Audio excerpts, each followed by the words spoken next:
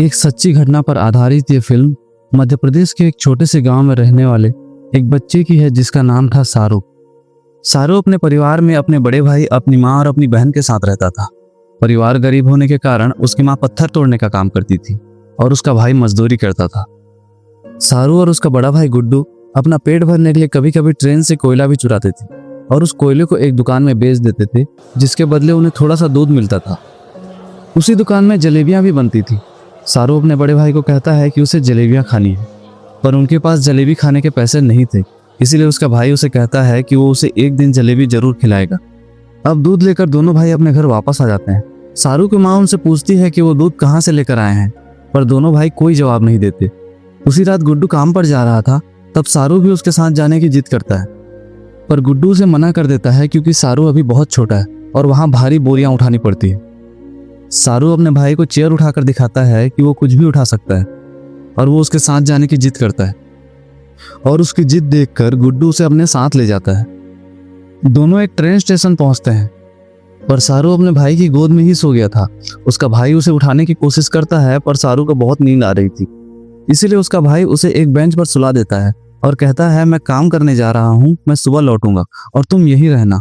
तब सारू अपने भाई से कहता है कि लौटते समय जलेबी लेते आना, और उसका भाई काम करने चला जाता है। कुछ ही देर बाद स्टेशन पूरी तरह से खाली हो जाता है और वहां सारू बिल्कुल अकेला था। सारू जाकर एक ट्रेन में बैठ जाता है जो स्टेशन पर खड़ी थी। कुछ देर बाद उसकी आंख लग जाती है और वो सो जाता है। जब सारू की नींद खुलती है तब वो देखता है कि ट्रेन चल रही है। सारू घबरा जाता है और अपने भाई को आवाज लगाता है, पर ट्रेन बहुत दूर आ चुकी थी। वो दरवाजों को खोलने की कोशिश करता है, पर दरवाजे पूरी तरह से लॉक थे, इसीलिए कई बार ट्रेन रुकने के बावजूद वो बाहर नहीं निकल पाता। ट्रेन पूरी तरह से खाली था और सारू भूखा प्यासा इस ट्रेन में फंस चुका था। कुछ दिन ट्रेन चलने के बाद ट्रेन कोलकाता पहुंच जाती है। सारू अपने घर से 1600 किलोमीटर दूर आ चुका था। वो ट्रेन से उतरता है और स्टेशन पर बहुत भीड़ थी। वो टिकट काउंटर जाकर मदद मांगता है, पर सब लोग बंगाली भाषा बोल रहे थे। सारू को किसी की बात समझ नहीं आती। वो स्टेशन पर बैठे अपने जैसे कुछ बच्चों के साथ जाकर बैठ जाता है जिनके पास कोई घर नहीं था।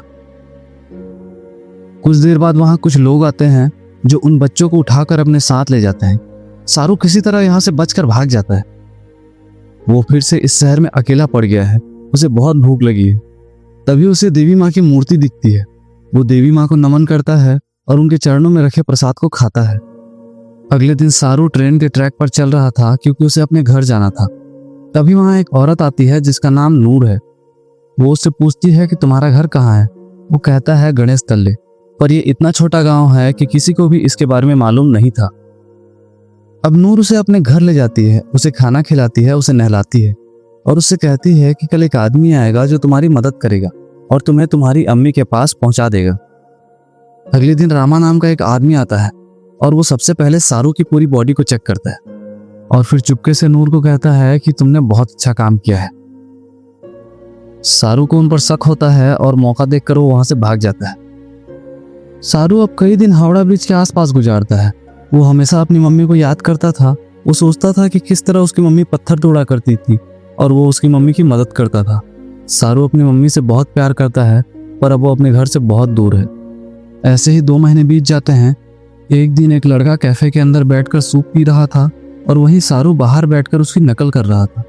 वो सारू को ऐसा करते हुए देख लेता है और फिर सारू को कुछ खाने के लिए देता है। इसके बाद वो लड़का सारू को पुलिस स्टेशन ले जाता है और पुलिस को बताता है कि ये बच्चा बंगाली भाषा नहीं जानता, ये हिंदी में बात करता है। जब मैंने इससे पूछा कि तुम कहाँ से हो, तो इसने बताया कि ये गणेश तल्ले से। पर पुलिस को भी इस गांव के बारे में कुछ नहीं पता था क्योंकि ये मध्य प्रदेश का बहुत छोटा सा गांव था। लड़का सारू से उसकी माँ का नाम पूछता है, पर सारू कहता है कि उसकी माँ का नाम अम्मी है। दरअसल सारू इतना छोटा है कि वो अपनी मम्मी का नाम भी नहीं जानता। पुलिस सारू के माता पिता को खोजने की बहुत कोशिश करती है, पर उसके गांव या उसके माता पिता का कुछ पता नहीं चलता। इसीलिए पुलिस वाले उसको एक अनाथ आश्रम में भेज देते हैं। सारू 3 महीने उस अनाथ आश्रम में बिताता है और 3 महीने बाद उस आश्रम की केयरटेकर उससे मिलने आती। वो बताती है कि हम 3 महीने से तुम्हारे माता पिता को ढूंढ रहे हैं, पर उनका कुछ पता नहीं चला। हमने न्यूज़पेपर में भी इश्तेहार दिया और ये न्यूज़पेपर्स पूरा बंगाल पढ़ता है, पर इसका भी कोई फायदा नहीं हुआ। तब सारू कहता है कि मेरा घर बहुत दूर है और मैं अपनी अम्मी अपने भाई गुड्डू के पास जाना चाहता हूँ। तब वो केयर टेकर कहती है कि हमने बहुत कोशिश की पर अब इंतजार करने का कोई फायदा नहीं। एक ऑस्ट्रेलिया के कपल हैं जो तुम्हें अडॉप्ट करना चाहते हैं। वो बहुत अच्छे लोग हैं, तुम उनके साथ बहुत खुश रहोगे, पर तुम्हें ऑस्ट्रेलिया जाना पड़ेगा। इसके बाद वो केयर टेकर सारू और उसके साथ कुछ और बच्चों को इंग्लिश के कुछ वर्ड सिखाती है और इसके बाद सारू को ऑस्ट्रेलिया भेज दिया जाता है, जहाँ पर वो जॉन और उसकी वाइफ सू से मिलता है, जिन्होंने उसे अडॉप्ट किया था। वो लोग सारू को अपने साथ घर ले जाते हैं। सारू इस बड़े घर को देखकर बहुत हैरान था। उसे यहाँ की भाषा, यहाँ का माहौल थोड़ा अजीब लग रहा था, पर सू उसे अपने सगे बेटे की तरह ही प्यार करती थी। वो उससे इंग्लिश में कहती है कि मुझे पता है कि तुम्हारा सफर आसान नहीं था। आज तुम मुझे कुछ नहीं बता सकते, पर एक दिन ऐसा आएगा जब तुम मुझे सारी बातें बताओगे। सारू धीरे धीरे उनकी भाषा, उनका रहन सहन सीखने लगा था। बहुत जल्द वो उनके साथ कंफर्टेबल हो जाता है। जॉन और सू उसे अपने बेटे की तरह ही प्यार करते थे। वो सारू की जिंदगी में किसी भी चीज की कमी होने नहीं देते थे। 1 साल बाद वो लोग एक और बच्चे को अडॉप्ट कर लेते हैं, पर वो बच्चा इनके साथ एडजस्ट नहीं कर पाता और वो खुद को नुकसान पहुंचाने लगता है। जॉन और सू उसे कंट्रोल करने, उसे समझाने की कोशिश करते हैं क्योंकि वो उसकी मदद करना चाहते थे। उसी रात सू बैठकर रो रही थी। तब सारू उसके पास आता है, उसके आंसू पोंछता है और उसे गले लगा लेता है। इसका मतलब सारू ने उन्हें अपना लिया था और उन्हें अपनी मॉम मान चुका था। इस तरह 20 साल बीत जाते हैं और सारू बड़ा हो जाता है और वो होटल मैनेजमेंट की पढ़ाई करने के लिए यूएस जा रहा है। जॉन और सू उसके लिए बहुत खुश थे, उन्हें उस पर गर्व था। सारू जाने से पहले उस लड़के से भी मिलने जाता है जिसे जॉन और सू ने गोद लिया था, पर अब इन दोनों की बिल्कुल भी नहीं बनती। सारू अपने होटल मैनेजमेंट वाले क्लास में जाता है जहां सब अपने बारे में बताते हैं। सारू सब लोगों को बताता है कि वो इंडिया में कोलकाता से है। इसके बाद सारे स्टूडेंट मिलकर एक छोटी सी पार्टी रखते हैं। यहाँ बहुत सारे इंडियन स्टूडेंट्स आए थे, इसीलिए यहाँ इंडियन खाना भी बना हुआ था।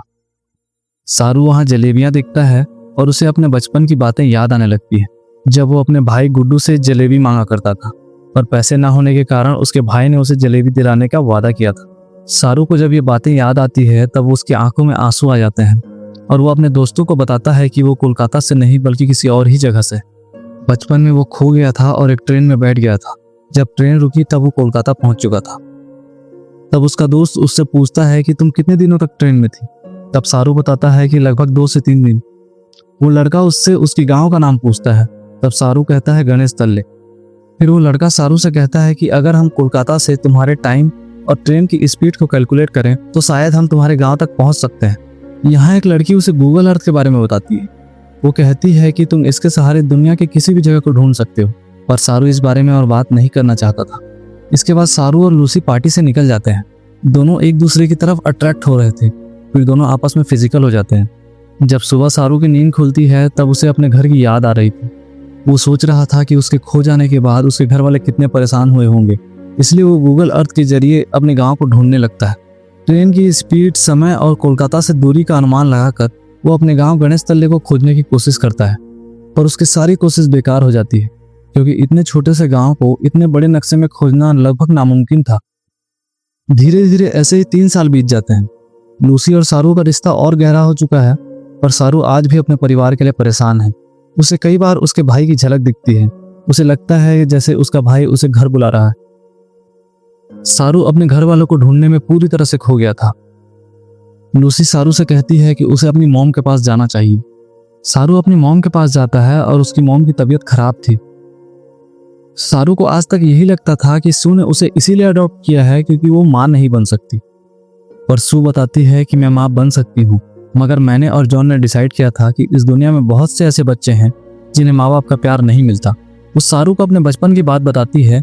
वो कहती है मेरे पापा बहुत ज़्यादा शराब पीते थे और वो एक बुरे इंसान थे।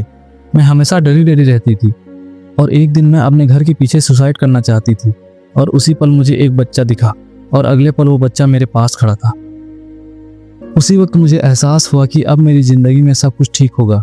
फिर तुम और तुम्हारा भाई मेरी ज़िंदगी में आए, पर अब तुम मुझसे बात भी नहीं करते। मुझे तुम्हारी ज़रूरत है।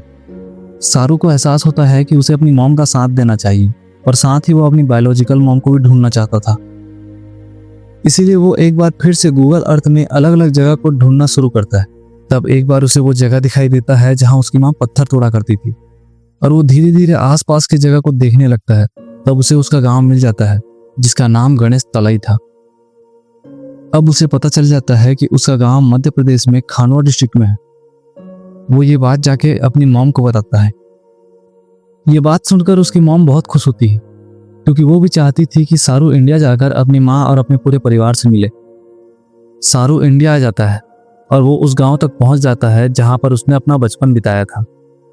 वो उन गलियों को याद करते करते अपने पुराने घर तक पहुंच जाता है, जहां वो बचपन में अपनी माँ, अपने भाई और अपनी बहन के साथ रहता था।